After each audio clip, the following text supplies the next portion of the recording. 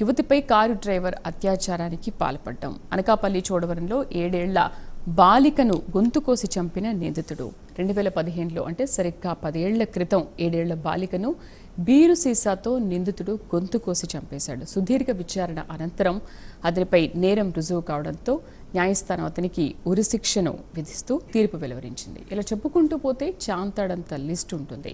మరి చట్టాలు ఏం చేస్తున్నాయి? మహిళలకు రక్షణే లేదా? ఇదే అంశం గురించి వాళ్ళ ప్రైమ్ డిబేట్లో మనం డిస్కస్ చేద్దాం. డిబేట్లో మనతో పాటు పార్టిసిపేట్ చేస్తున్నారు కృష్ణకుమారి గారు, సామాజిక కార్యకర్త. మిగతా గెస్టులు కూడా మరి కాసేపట్లో మనతో పాటు జాయిన్ అవుతారు. నమస్తే అండి కృష్ణకుమారి గారు. కృష్ణకుమారి గారు నమస్తే అండి. మేడం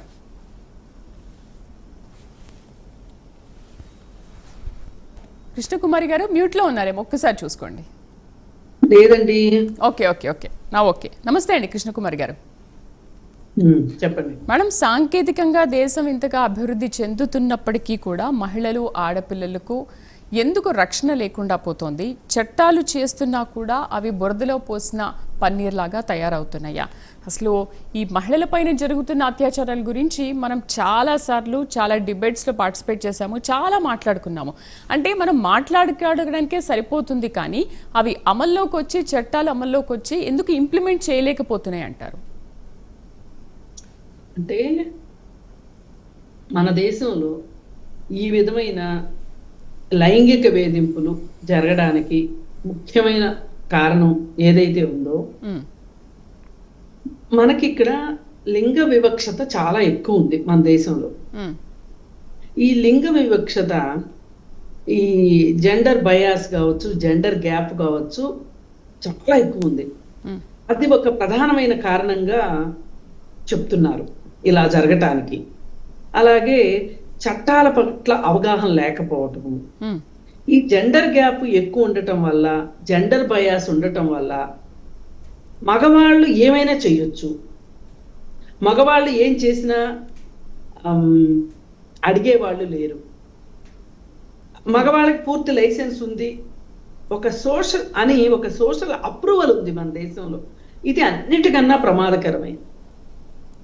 ఇప్పుడు ఒకే నేరం, ఇది నేరము అని ఆపాదించబడితే ఒకే నేరము పురుషుడు చేస్తే ఒక రకమైన సోషల్ కండిషనింగ్ ఉంది, స్త్రీలు చేస్తే ఒక రకమైన కండిషనింగ్ ఉంది. ఇప్పుడు బహుభార్యాతత్వం ఉంది. పురుషుడికి ఈ పెళ్లి కాకుండా వేరే భార్యలు ఉన్నారు అనే ఒక మాట బయటకు వస్తే ఆ పురుషుడిని పెద్దగా పట్టుకుని ఏంటిది అసలు, నీ క్యారెక్టర్ ఏంటి, నువ్వేంటి అని అడిగే వాళ్ళు ఉంటారు. అది ఒక స్త్రీనైతే అంటారు.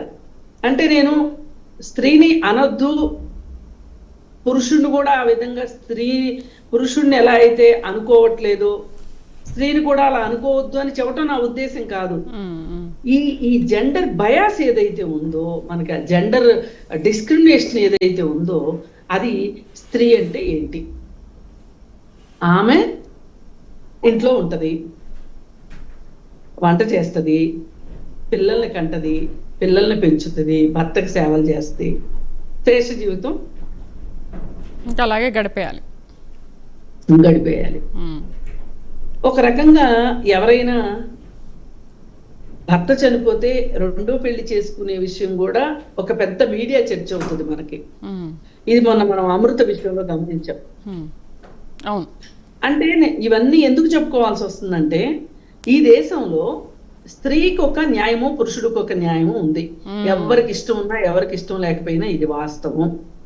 ఇప్పుడు ఒక అత్యాచారం చేయడం పట్ల చేసినా కానీ అతను జైలుకి వెళ్తే అతన్ని విడిపించడానికి కుటుంబమే సాయశక్తులా ప్రయత్నం చేస్తుంది. ఆ రోజు ఏదో ఒక ఆవేశంలో మా అబ్బాయిని ఉరి తీయండి అనే తల్లులు కొంతమంది ఉంటారు, ఈ ప్రెస్ వాళ్ళు వెళ్ళి మైక్ పెట్టగానే. కానీ అది తాత్కాలికం. అంటే ఉరి తీయాలి అనేది నా ఉద్దేశం కాదు, కానీ మళ్ళీ వెంటనే వాళ్ళు ఎంత డబ్బులు లేని వాళ్ళైనా సరే ఏదో ఒకటి చేసి అతన్ని ఆ నేరంలో నుంచి బయటికి తీసుకురావడానికి ప్రయత్నం చేస్తారు. ఇది ఏమైపోయిందంటే, మగవాళ్ళకి ఒక రకమైన నేనేం చేసినా నాకు ఒక కుటుంబం ఉంది, ఆ కుటుంబం నాకు అండగా ఉంటుంది. ఇప్పుడు నేను జైళ్లలో చూస్తుంటాను పరిస్థితి. పురుషుడు ఏదైనా ఒక నేరం చేసి జైలుకు వెళితే అతనికి భార్య, పిల్లలు, కుటుంబ సభ్యులు అందరూ క్యారేజీలు మోస్తారు. కానీ ఒక స్త్రీ కనుక జైల్లో ఉందనుకోండి, ఏదన్నా నేరం చేసి ములాఖత్కు రారు, తెలుసా అండి? ఆమె శిక్షాకాలం అయిపోయిన తర్వాత ఇంట్లోకి తీసుకోవడానికి సిద్ధంగా ఉండరు. చాలా మంది మహిళలకి బెయిల్ ఇచ్చేవాళ్ళు లేక అండర్ ట్రయల్ ఖైదీలుగా జైల్లోనే మగ్గిపోతున్నారు చాలా మంది మహిళలు. ఇవన్నీ ఏంటంటే ఒక రకమైన మీకొక రూలు మాకొక రూలు అనేది అన్యాపదేశంగా చెప్పబడతా ఉంది ఈ దేశంలో. దానివల్ల ఇది ఒక నేపథ్యం అయితే, ఇంకొక జరుగుతున్న ప్రక్రియ ఏంటి అంటే ఒక్కటే, మీరు ఏం చేసైనా సరే మీకు మాట్లాడే హక్కు లేదు అనే ఒక రకమైన వ్యవహారం.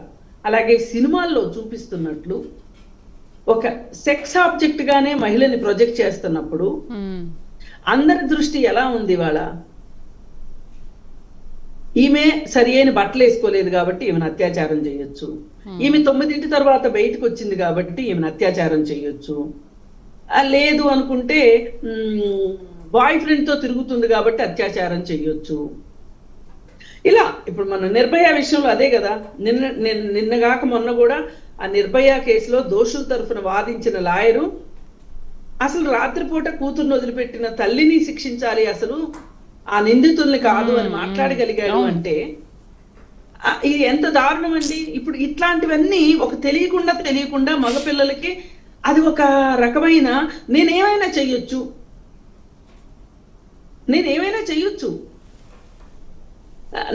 నన్ను ప్రశ్నించే వాళ్ళు లేరు.